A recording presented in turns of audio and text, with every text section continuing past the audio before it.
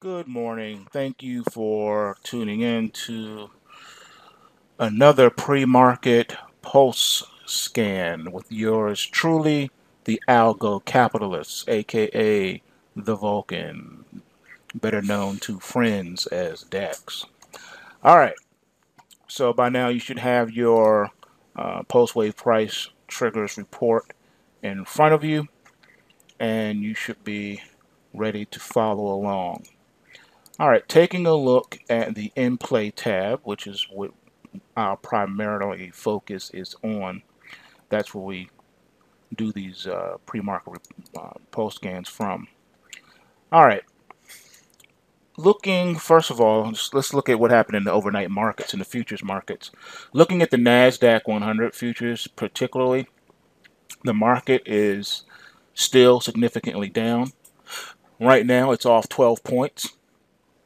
If you look at the daily chart, it is locked in downside momentum on the daily chart, and it's dangerously getting close to actually taking out that daily support. Currently, daily support is at 46.99, and we'll make that a half or a quarter. We'll say 46.99 and a half to 46.99 and a quarter. So a tick basically. That's where you are. That's your daily support. If that support is taken out today, that sets the stage for significant downside. Next support is going to run you between 46 even and 45.58 and a half. And that is the election night low. That's that pointer I was telling you about. So the market is dangerously close to setting the stage to following the pointer. And that's the daily chart. On the weekly chart I showed you in last night's video, we're just in an elongated bar right now. It's a bearish engulfing bar. If we were to close right now, that would be a bearish engulfing candle from the prior week's bar. And that is very bearish. And you'll see that the weird part about it is that it spiked up enough to change the complexion of the weekly chart to a positive pulse wave, believe it or not. It's a positive pulse wave. So it's kind of it's some weirdness going on here is all I can say. So the Nasdaq's going to need to be watched to see if there is a bullish reversal today. Today is Take Back Friday, and usually when the market has been down all week, it reverses on a Friday. If it's been up all week, it'll reverse on a Friday because it's the weekend. People want to take money off the table so they can party over the weekend. So this NASDAQ 100 is looking real interesting going into this morning. Also, gold futures are still weak. It hit a low in the overnight of 1168.40. Currently, it's at 1169 even. So it's still heavy. It's still negative. All right, even though it's not down with big numbers, it's staying near the overnight low. That's bearish. All right, the trading range is only about 10 bucks, 10, 11 bucks, but still, you got to look at it when it looks heavy like that. And on the intraday chart for the Nasdaq futures, going back to the Nasdaq, um, your hourly chart is showing some kind of retracement. All right, a little bit of buying, a little bit of profit taking, but the 4-hour chart has heavy, excuse me, heavy overhead resistance at 47.34 and a half for this Nasdaq futures. So that's what you want to watch. Watch the on the 4-hour chart. Watch 47.34 and a half. All right, for the Nasdaq 100 futures. If that's taken out, then we could continue an all-out retracement back up. All right, so we're just watching. Those are interesting things that we need to watch for what's happening in the overnight market. Another thing of note, crude oil pulled back to $50.17.5, and it's currently down 27.5 cents at $50.77 and a half. So kind of taking a little bit of money off the table. The dollar is still strong. It's at 101.08 after hitting an overnight high of 101.17 and a half, and the low was par 76 and a half. So that's interesting. The way the dollar's been moving, some mad volatility in there with some wild swings. So that's what we're setting. As far as silver, silver hit down to 1637.5 and a high of 1674. So that is pretty powerful to have that kind of swing like that. Basically a 50 cent swing. And right now it's off, let's see, 6 cents, about 6 cents, and the gold now is up $1.40. So you have some interesting things going on here. So we're just going to have to watch and see. We may not get a take back Friday. We could get a continuation of the downside in gold and in the NASDAQ. So that's what we'll be watching for. All right, now let's look at the, let's turn our focus to the post-wave sheet. And let's see what we got brewing here. As far as the SQQ, which triggered for us yesterday, and that's the one that I was really putting my attention into. We have a swing trade alert in the SQQ today, which is very bullish. Remember, your hierarchy of signals is 911, 411, 311, then 11, then 40, then 78. So 911, 411, and 311s are your powerful signals, and it's looking good. So looking to ride a continuation in the SQQ today. So if we take out yesterday's high in the SQQ today, this one should be off to the races as well, and this could lead to something. Now the major trend, the long-term trend, is still locked in a downtrend. So this could be the beginning stages of a retracement off of those lows, and it could turn into a full retracement. We will know if it turns into a full-blown retracement cycle in the SQQQ if the downtrend turns from a 70 to a 52. 52 means retracement. All right, it means that the long-term trend would be bearish still, but it's in retracement mode. And then in your left-hand column, you would see an 18 under the uptrend. That's a full-blown retracement. So 18 and 52 on the trend, up and down trends, is retracement. So we could lead into that. So this could be a nice run here, a nice run. We'll have to wait and see. Let's just look at some 911 rally alerts.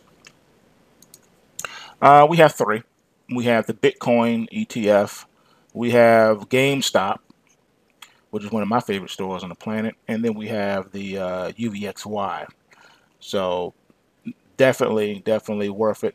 The UVXY is cheap at $12.47. It could be good for, if you're lucky, 50 cents to the upside. It just doesn't move that much. Remember during the Brexit when TVIX and UVXY barely moved? I think they moved maybe $3, which, that wasn't, and that was for Brexit. Brexit was massive. And notice during the election, quote unquote, it wasn't really a flash crash, but mini crash, whatever you want to call it. It barely moved at all. I forget what the numbers were, but it was pitiful. So I don't know. It's one of those things where you just have to, I guess, throw money in and see what happens. But I think there are better plays than the UVXY when that happens. Funny thing to note, though, your SVXY and your XIV, which are the bullish volatility shares, those move well. They, when the stock market is moving up, those do very well. So what I would do, if you're into the volatility space, I would look at the XIV and the SVXY to see if those trigger. If those trigger to the, on the buy side, if those trigger, then you'll be better off than trying to play the downside of the stock market with the UVXY and the TVIX. I'm just saying. And if possible, you may do better shorting the XIV and the TVIX outright. Now, of course, any stock that's $5 or less is not worth you shorting anyway. Even if it's $10 or less, it's not worth you shorting it. My rule is I don't short stocks below 10 bucks. You know, 10 bucks or less. I don't short them. They're not worth it. And darn sure don't short anything at $5 or less. So that's kind of how I do it. If I'm shorting something, a stock has to be, for my taste, at least 20 bucks. Then I'll short it. You know, all the way down. You know, as far as I can. But you know, I'm not going to be adding shorts once you get past the $10 mark. I mean, once you get below that, it's not worth it. So just note to self on that one. Okay. As far as our swing trade alerts, and again, we're talking strictly buy side. When I do these reports, I don't talk about the sell short side. I'm talking about the buy side, and that's because we have so many inverse ETFs that you don't have to worry about, you know, shorting, because you can just go long the paper by, you know, going along the ETFs. If there's individual stocks that you want to short, that's a different story, and I can address that in these reports too, if you so desire. All right, you got a couple of candidates. Bitcoin itself is a swing trade buy, and we have USLV. So silver, again, like I showed you in the report last night, in the end of day report, is looking stronger than gold. So I would be interested in the USLV if it can trigger. It's still, you know, quite a ways off, but if it triggers, then that's definitely going to be something to get into. I'm liking JNUG.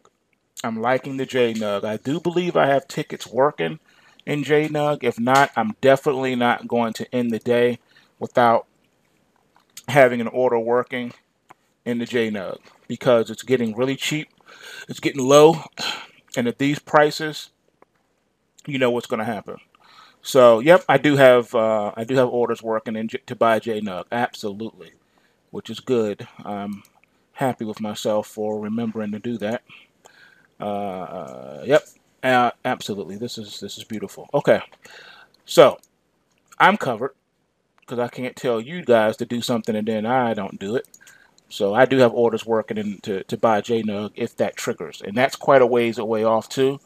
But again, you still, at the end of the day, you want to have your orders working. You just gotta. All right, because when these reversals come, they can be without warning. You might not even have an alert, and then all of a sudden the market turns, and then what? All right, so Nugget is also a buy. Gush is definitely a buy, so watch that one. It's quite a ways off too, and it's in a positive pulse wave situation, unlike Nugget and JNUG, so keep an eye on that one. Uptrend is locked in. It has a 70 reading. Let's see what else we got. UDN. So if UDN is not pulse waving, but it's dangerously close to a pulse wave. We got a swing trade alert, and it's in a downtrend, obviously, because it's the inverse ETF for the U.S. dollar. But if the dollar is going to do a little bit of correcting, this is a stock you want to be long. All right. Let's see. The Ultra Euro, the ULE. It also has a swing trade, and it's in a, you know, powerfully locked in downtrend as well. So it could be triggering. And this is also key. I'm glad both of these are here, because if the UDN triggers and ULE triggers, then you know for certain that the U.S. dollar index futures contract is going to start retracing. All right. If these go bullish, then that means that the U.S. dollar is going to be retracing within the next 3 to 5 days, and it should be rather significant. All right, not saying the bull trend will be over by any means. I'm just saying it's looking like it wants to retrace. Okay, another candidate to keep an eye on is DIG, being long the crude oil. That one is looking really good. Now, we're going to talk about this in the next class at the academy. The next class is going to be stop losses, trailing your open positions, knowing how and when to take profit, and where, and how to go about doing that. the biggest aspect to trading, everyone, is managing your orders, how to get into the market.